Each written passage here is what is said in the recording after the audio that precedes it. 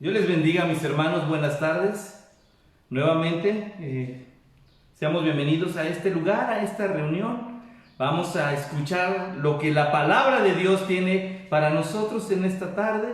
Y convencido, hermano, de que Dios le ha concedido una tarde bendecida junto con su familia, pues vamos a continuar alimentando, hermanos, nuestra alma, nuestro espíritu a través de la palabra del Señor en nuestro recorrido vespertino que es por el Evangelio de Mateo. Así que quiero pedirle por favor que abra su Biblia en el Evangelio de Mateo, que es la porción que nos toca hoy, capítulo 21. Mateo capítulo 21, versículos 18 al 22. Mateo capítulo 21, versículos 18 al 22. Y lo vamos a leer en voz alta, todos juntos, hermanos. Leemos la porción de esta tarde. Dice así la Biblia, todos juntos, en voz alta. Por la mañana, volviendo a la ciudad, tuvo hambre. Y viendo una higuera cerca del camino, vino a ella y no halló nada en ella, sino hojas solamente, y le dijo: nunca jamás nazca de ti fruto. Y luego se secó la higuera. Viendo esto, los discípulos decían maravillados: ¿cómo es que se secó enseguida la higuera? Respondiendo Jesús les dijo: de cierto os digo, que si tuvierais fe y no dudareis, no solo haréis esto de la higuera, sino que si a este monte dijerais: quítate y échate en el mar, será hecho. Y todo lo que pidiereis en oración, creyendo, lo recibiréis. Les invito, hermanos, a inclinar su rostro, cerrar sus ojos. Vamos a orar. Amado Dios, gracias por concedernos nuevamente, Señor, el poder reunirnos en tu nombre. Te damos las gracias, Señor, porque eres tú quien produce en nosotros tanto el querer como el hacer. Y estamos reunidos aquí por esa causa, Señor. Tú sabes que nuestra necesidad de tu palabra es grande, Señor, y gracias te damos porque tú nos das esta oportunidad, Señor. Gracias, Padre, porque tú provees ahora de los medios electrónicos para que tu palabra siga siendo llevada. Así que, Señor, ¿cómo no estar agradecidos contigo? Porque aún por encima de nuestras dificultades y problemas, Señor, tu grandeza, tu misericordia y tu bondad son mayores. Tu gracia es mayor, Señor. Gracias por eso, Padre. Vamos a meditar en tu palabra. Habla en nuestros corazones. Necesitamos de tu palabra, porque la palabra de todo hombre se queda en tierra, Señor. Tu palabra llega hasta lo profundo de nuestro ser. Penetras hasta lo profundo, Señor. Transfórmanos, confróntanos, y que nuestra vida refleje tu imagen, Señor. Gracias en el nombre de Cristo Jesús. Amén. Pues bien, mis hermanos, la última vez recordarán que Jesús hizo una limpia en el templo. Llegó y les dio una lección de integridad, hermanos, de genuina adoración, de un corazón sincero y de cómo es necesario que el pueblo reconozca a su Señor, alabe al Señor, hermanos, y que todos entendamos la gran importancia de la presencia de Jesús entre nosotros. Pasó ese día, hermanos, y fue a Betania a descansar, pero regresó en la mañana. Y de camino, hermanos, da una lección tremenda acerca de la fe y acerca, hermanos, de una vida productiva. Dice nuestro pasaje: por la mañana, volviendo a la ciudad, tuvo hambre. Estamos de acuerdo en ese punto, hermanos. Jesús era 100% Dios, 100% hombre. En su naturaleza humana había necesidad. Y se acercó a una higuera. Viendo una higuera cerca del camino, vino a ella. Y no halló nada en ella, sino hojas solamente. Y le dijo: nunca jamás nazca de ti fruto, y luego se secó la higuera. Hermanos, en la Biblia la higuera siempre ha sido representativo del pueblo del Señor. Lo que está ocurriendo aquí no solamente consiste en que Jesús tiene hambre y se enojó contra la higuera porque no había fruto y dijo, entonces si yo no como, nadie. Más allá de eso, hermanos, Jesús iba acompañado de sus 12. Jesús iba acompañado de sus seguidores. Y entonces se acerca a esa planta que representa al pueblo del Señor. Y se representa, hermanos, por el tipo de hoja, por la forma en la que produce fruto, por la forma en la que se usa ese fruto. No solamente es alimento, también era usado de una forma medicinal. Así que el fruto de la higuera, hermanos, representaba muchas bendiciones.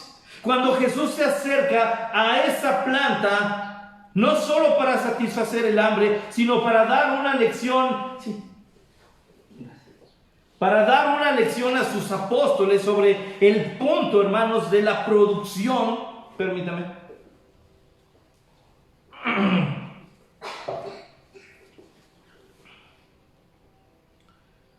Les hace ver, hermanos, cómo es que una vida infértil no tiene razón de ser. Una vida que pertenece al pueblo del Señor, que no da fruto, no tiene razón de ser.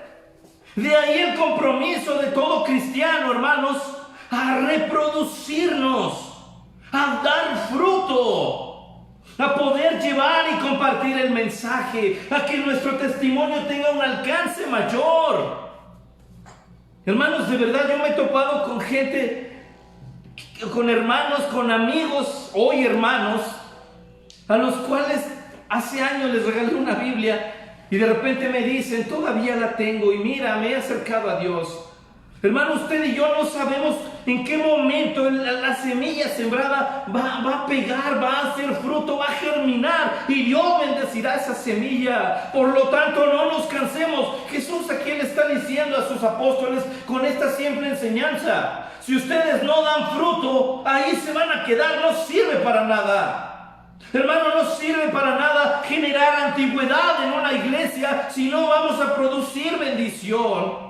No sirve de nada, hermanos, generar un apellido de renombre histórico en la iglesia si no hemos llevado a nadie a los pies de Cristo. Qué triste, hermanos, es escuchar de gente cristiana que ha vivido en la iglesia, que está involucrada, y pregúntele, ¿cuántos años tienes en la iglesia? Ahora pregúntele, ¿cuántas veces has leído la Biblia completa? Porque esto va de la mano. ¿Cómo vamos a conocer y cómo vamos a tener autoridad para salir y compartir de lo que no sabemos? Hermanos, en nuestra relación con Dios comienza a gestarse, hermanos, el ser usados para su gloria. Y Jesús llega, busca en aquello que representa al pueblo, en la higuera, fruto para un propósito divino, y resulta que no hay. Y entonces Jesús los confronta y dice abiertamente a esta higuera: jamás nazca fruto de ti. No tiene caso tu existencia. Dice ahí, y luego se secó la higuera. Así que imagínense el rostro. Los discípulos, dice, viendo esto, decían maravillados: ¿cómo es que se secó enseguida? Simple, hermanos. La infertilidad espiritual produce muerte espiritual. La infertilidad, hermanos, espiritual inutiliza la vida del cristiano. Y miren, cuando no aprendemos a reproducirnos ni a compartir la palabra de Dios, llega el momento en que nosotros nos sentamos en nuestra banca, nos sentamos en nuestra silla y esperamos a que todos nos bendigan a nosotros. Y si algo no encaja con nuestro pensamiento, entonces están mal. Y si algo no gira en torno a lo que yo estoy esperando, entonces están mal. Pastor, vaya y dígale, hermano, usted hizo. No, levántese, vaya, bendiga, hágalo, sonría. ¿Por qué sonríes? Dirá la gente. Porque Jesús está conmigo. Hay pandemia, sonría, Jesús está conmigo. La ciudad está llena de delincuencia, usted sonría, porque Jesús está conmigo. Hermanos, esa respuesta tiene un peso increíble en corazones en los que hay soledad, en los que hay tristeza, en los que Jesús no está presente. Así que se da cuenta cómo sí podemos bendecir a otros. ¿Cómo insistimos en esto, hermanos? Y de verdad que tenemos que aprender a meditar en la palabra del Señor, aunque parezca repetitivo, hermanos. Pero no lo es. No es repetitiva, es importante. Aprender a leer la Biblia, aprender a orar, a reconocer nuestra necesidad, a decirle a Dios gracias. Porque las cosas, hermanos, no están bien. Porque la sociedad tiene crisis, tiene conflictos. Y porque la iglesia debe producir.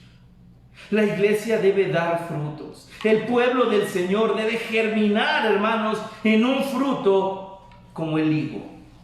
A mí me encantan los higos. Hermanos, de verdad que cada que hay oportunidad aprovecho eso porque me encantan. Pero leo en la Biblia, hermanos, cómo se usaban los higos para hacer pan, para hacer pastas y curar lepras y curar llagas y curar heridas. ¿De qué forma uno dice, bueno, el higo era empleado de una forma increíble? Era usado para aliviar dolor. Era usado para alimentar. Era usado para sanar. Ese fruto, hermanos, es anhelado por el Señor dentro de su pueblo. Así que tenemos que aprender a vivir, a desear y sobre todo servir.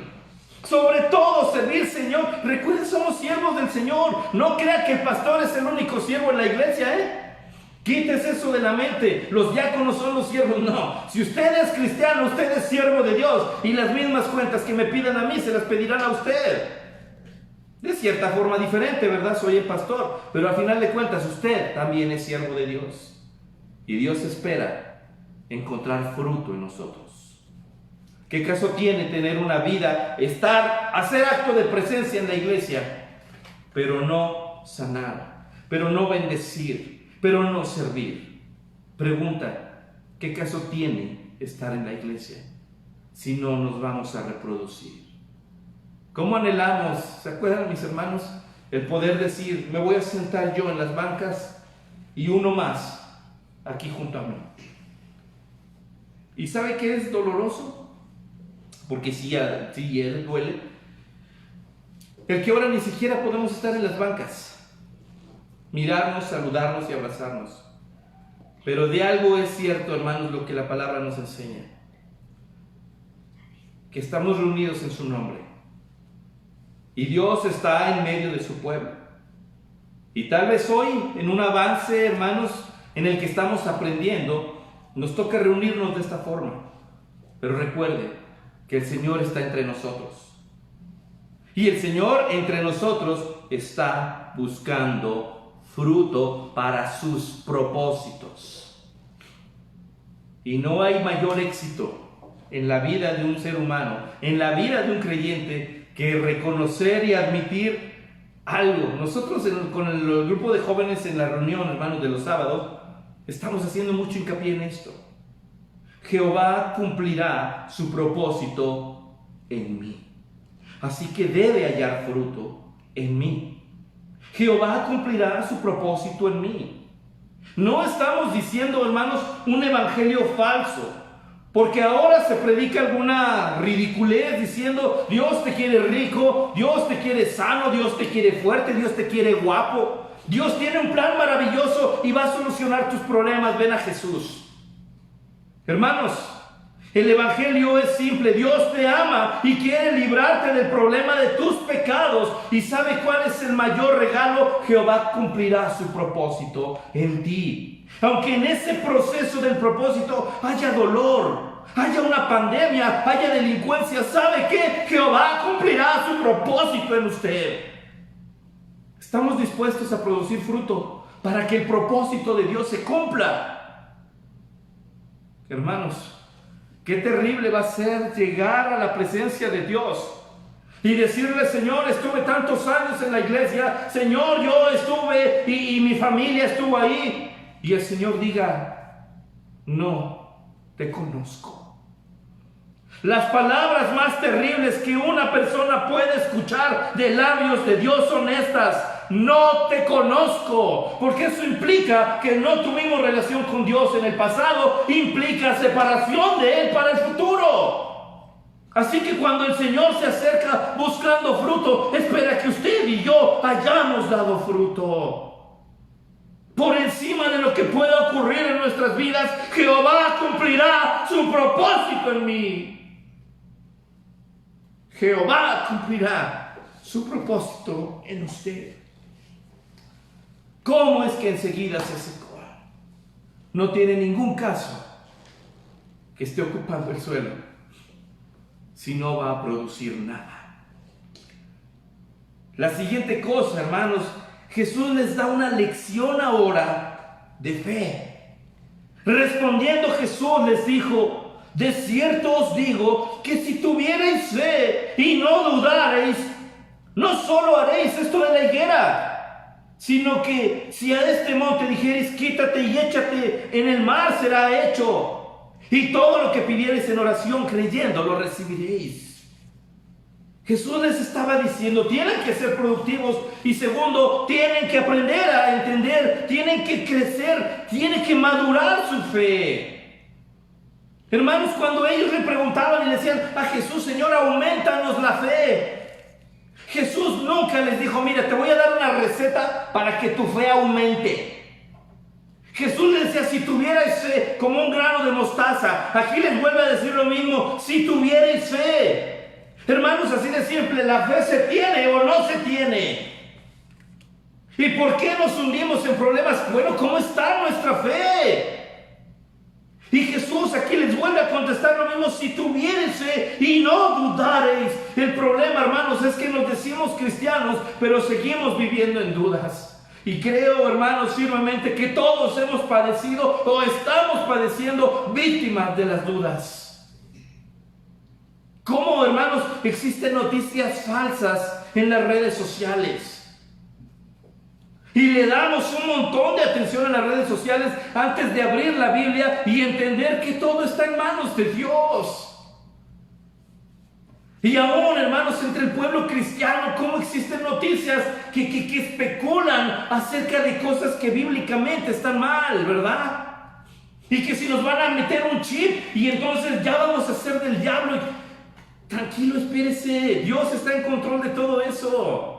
Así que tenemos que aprender a darle credibilidad a la palabra de Dios. Si no, nos vamos a dejar llevar por cualquier cosa. Vamos a vivir en el temor, vamos a vivir en la duda. ¿Y dónde está nuestra fe? Cuando Jesús fue arrestado y los discípulos estaban ahí, les decía: yo he orado, esa misma noche le decía Jesús: yo he orado para que no les falte la fe, para que su fe esté ahí. Porque cuando tienes fe vas a poder hacer cosas que tú no te imaginas. Jesús no se refería literalmente a pararnos enfrente de una montaña con mucha fe y decirle: vete para allá, y la montaña lo va a hacer. Jesús estaba hablando de poder tener autoridad y poder mediante nuestra fe en Jesucristo. Se trata de eso. Usted y yo tenemos que aprender, hermanos, a vivir. Pablo decía: por fe andamos, no por vista. ¿Qué significa esto? Cierre sus ojos materiales y abra los ojos de la fe y diríjase hacia donde Dios le está guiando. Y créame que Dios no se va a equivocar jamás. Porque cuando salimos, hermanos, ¿se acuerdan de la historia de Abraham? Salió sin saber a dónde. O sea, Jesús nos está diciendo, tienes que aprender a creer así. Abraham, en Génesis, ¿verdad? Vete de tu tierra y de tu parentela a donde yo te diga. Abraham le conocemos como el padre de la fe, ¿se acuerda? Simplemente creyó que Dios lo iba a llevar a un buen lugar. Como cristianos tenemos que aprender a confiar en Dios de esa forma. Y a donde quiera que vayamos, está el Señor. Y el Señor está con nosotros. Y en medio de todo lo que pudiera parecer difícil, hermanos, basta con tener fe.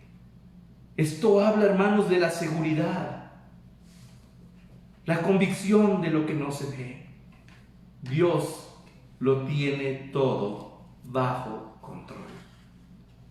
A veces ni siquiera entendemos las cosas. Pero hermanos, Dios no les dice a ellos, a ver, siéntense hasta que entiendan. Jesús les dice, si tuvieran fe. No le dice si lo entendieron.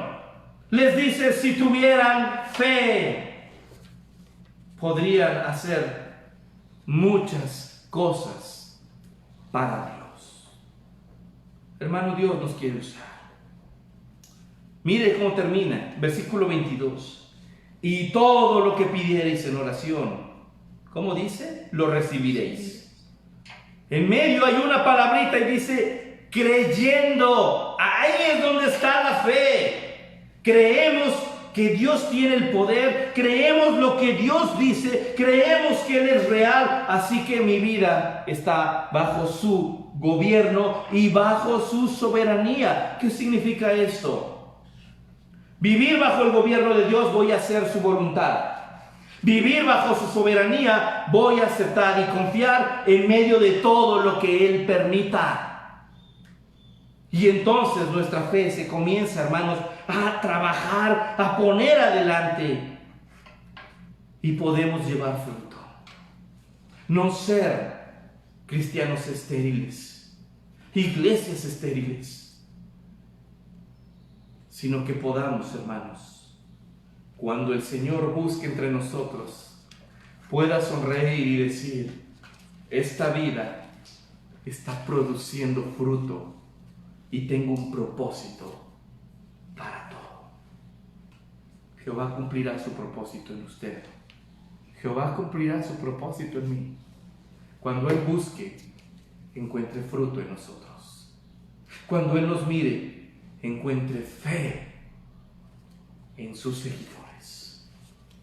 Los apóstoles tuvieron que aprender esto y saber que la oración va acompañada de fe. La oración va acompañada con deseos de productividad.